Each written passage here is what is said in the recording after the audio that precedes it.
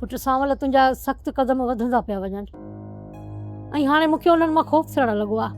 चाची वक़्त जी ॻाल्हि आहे।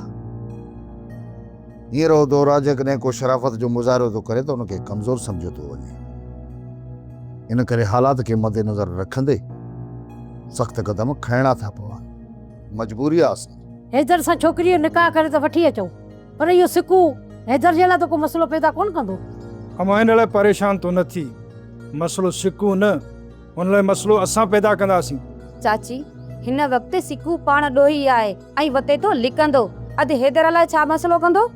जेकॾहिं सिकू अहिड़ो कुदो कदम न खणे हा न त असांखे लाचार पियो जो असां अहिड़ियूं मुसीबतूं पंहिंजी ॻिचीअ में विझूं हा ऐं वतवां परां नंग खणंदा।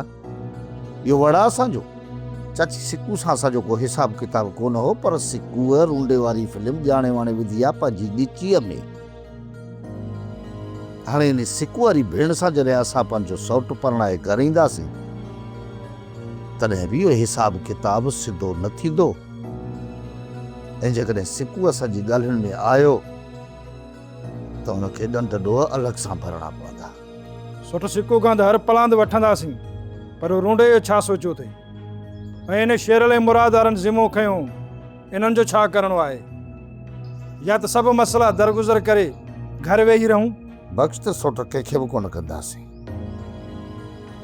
जंहिंजे पा पलांद असांजो निकितो न त छिके ॻाए वॼाए वठंदासीं। बाक़ी सुभाणे ख़ैरनि सां निकाह थी वञे ऐं छोकिरी खे परणाए रुगो पंहिंजे घर आणियो। विझूं था इन रूंडे जी ॻिचीअ में हथ। सब्सक्राइब कयो असांजो official YouTube channel Singh TV HD drama ऐं वधीक अपडेट लाइ बेल आइकन खे क्लिक करियो।